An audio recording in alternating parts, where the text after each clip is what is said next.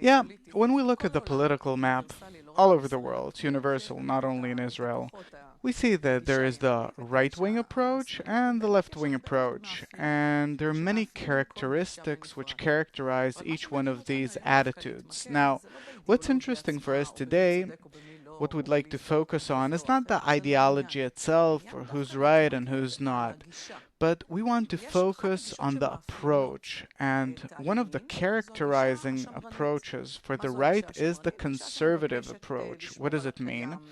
It's an approach that wants to keep things as they are, status quo, usually more connected to the root or something that's more, let's say, maybe old-fashioned.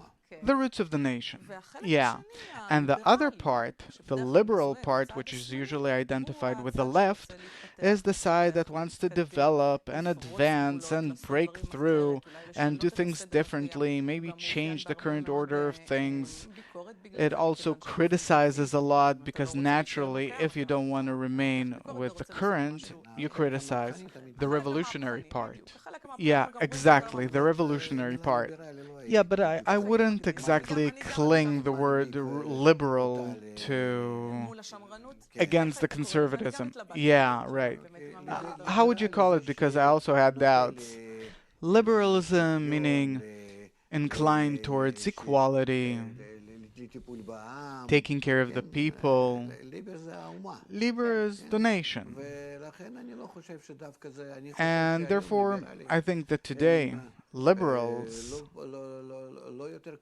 they are no closer to the people than the conservatives. Maybe it was so in the past, and it really was. But today I see, according to where they are, and if we're talking about Israel, then we're talking about Tel Aviv, and specifically in Tel Aviv and not in the periphery. And if we look at what they want, and if we ask the people all over Israel, we see how truly distant they are from the people, and that the people don't really cling on to their ideology or their values. And therefore, to say that they're the liberals and the left wing and the revolutionaries, and also regarding revolutions, it's a question. What does a revolution mean? What does it actually want to achieve? So maybe we can check this axis of these two forces where one's to keep the current and the other one's to burst out, break through, maybe have a revolution, something like that. So let's focus on that and really see, maybe I'll put it this way. What is that force or the conservative approach? What does it give society? What does it contribute to society? Stability. It gives stability. If I'm in a family, if I'm the father of a family, so I know that I have to bring so much money and to make sure that rain won't come into the house, and that we'll have electricity and gas and heating and cooling and something for the babies and for the grown-ups and so on and so forth. Meaning, keeping the essential necessary things for life is called conservatism. Suppose that it's under conservatism. I don't think that it's conservatism. I think that it's called necessities.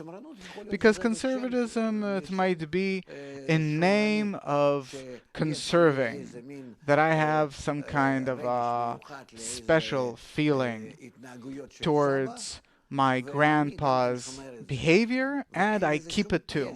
And it has nothing to do with the stability of the family, maybe, and the well-being of the family, and its role and functioning, and so on. But conservatism, it means that I keep values that today are completely non-demanded according to today's situation, but I keep them for my own reasons, where there is no justification for them at all whatsoever. But it's kind of virtual, something virtual that I have a special feeling towards it. Maybe it has to do with tradition and culture, meaning it's not necessity, it's not stability. That's called conservatism, meaning conservatism is something that, because I don't think that a serious leftist will want to shake up the foundations of society he lives in, and he has a family and children and everything. Only someone who's insane, he can change things from one day to the next, disconnect himself from electricity, gas, different things, create such revolutions that endanger the well-being of the world, of the people, of the country, and so on. I'd like to look at it from another angle. In life and in general, in creation, we see that there are two counter tendencies constantly operating. One is stability, conservation, continuity, that it is as if sustains something, though it will keep existing the way it is. No, no, it doesn't keep existing the way it is. It changes. Only it changes according to the data coming from the field as a result of our development, daily development, that life creates these changes itself from within, and not that I go with my brain and change something from one day to the next without knowing how does the world advance, how does human society advance, what direction does a family take from one day to the next. I wait. I wait. It doesn't mean that I'm conservative. I simply don't know the solution. I don't know the solution. As a human being, I'm limited. 200 years ago, or I think even 20 years ago, and even 2 years ago, could talk about what's happening today. And therefore, it's not conservatism. Simply, we allow nature to behave according to the plan that exists in nature, that comes out of it, and for it to manage us, because I don't know how it works. Okay, in any living body, whether it's a human being, an animal, an atom, a molecule, anything that exists, you can analyze it and see two tendencies that seem counter, but actually they complete each other and develop life in the best possible way. You mean right and left? Yes. The one tendency takes care of the stability. The other one takes care of a constant eruption and breakout.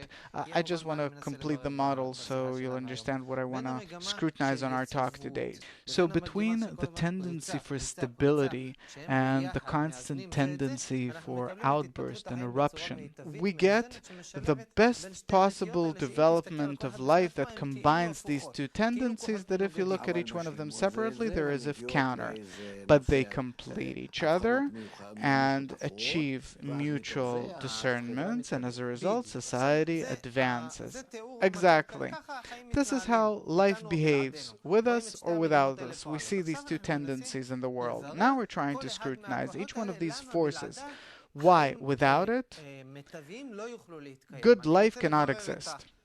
I want to scrutinize this force, this tendency of stability and conservation. First, scrutinize that to find out why do we need it in order to keep a good life, and then we'll go to the other side, that to the tendency that it seems that it constantly erupts and breaches the other tendency. So, the tendency to keep stability, why without it can't life exist? Because life entirely developed from the still level. Still. What is still? You don't know what to do? Be still. Better not move. Yeah, sit, do nothing? Better. Why? Because you don't know what's going on, and possibly that you will take a direction which is counter, opposite to the natural development, where we see that nature is developing, social life is developing, the family is developing, everything's developing. Whether we want it or not, everything's developing.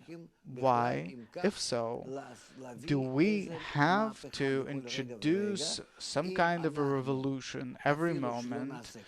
Even if we don't do anything, our nature and the environment will advance us nonetheless in a certain direction.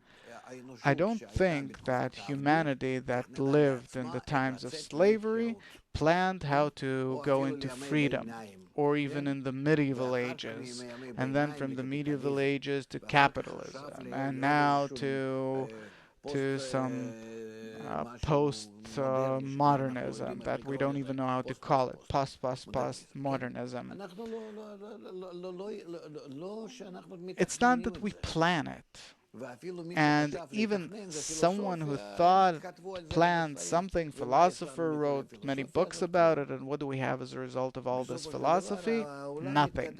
Eventually, the world is advancing maybe closer or further from what they write about. We see that the world has a direction of its own. And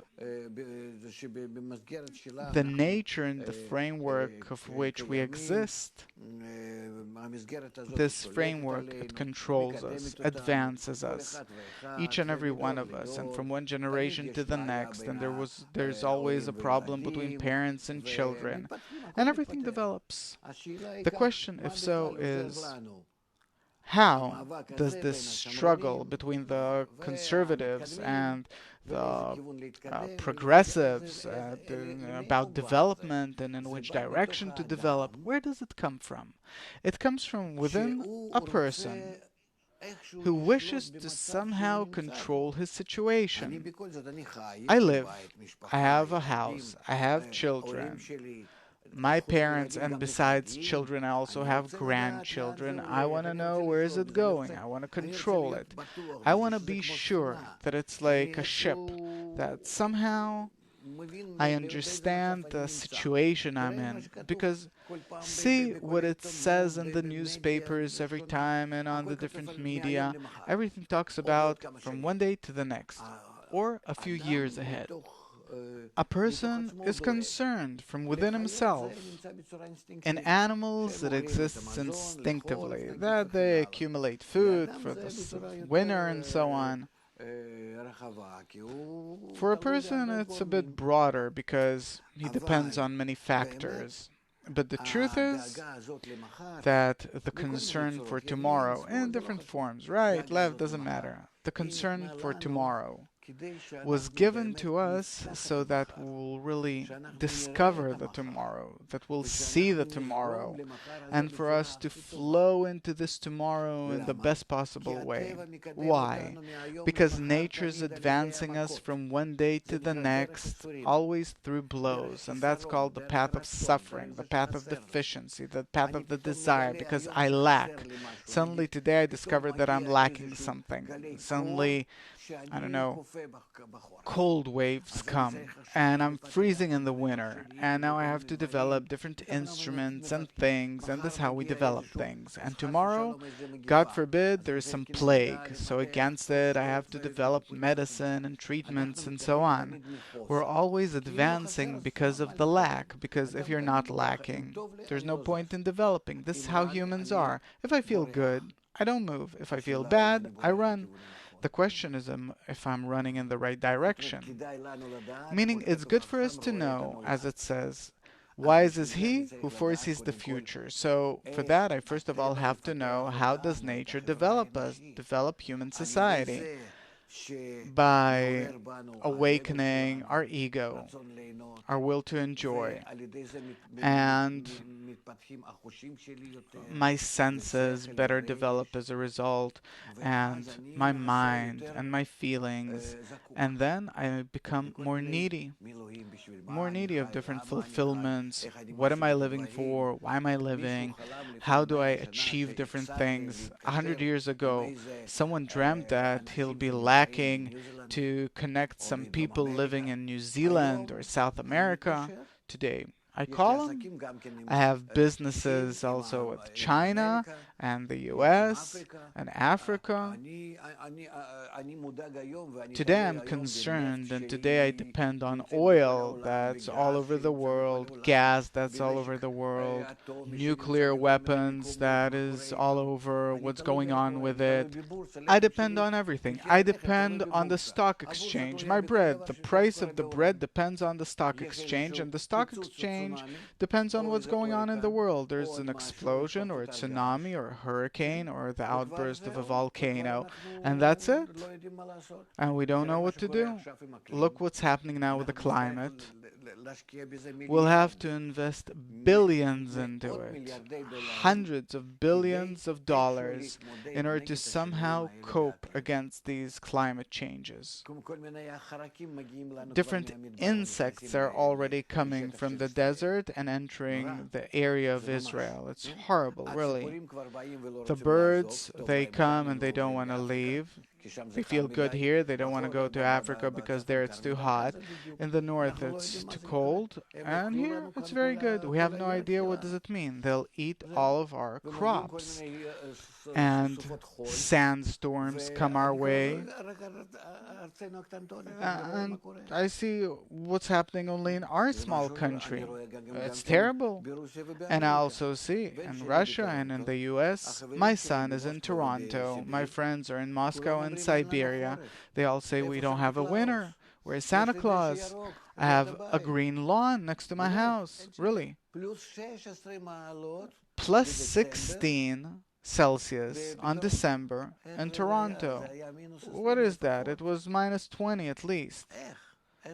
How could that be? And therefore, and the same with Russia. And therefore, we have to see what's happening tomorrow. Summary.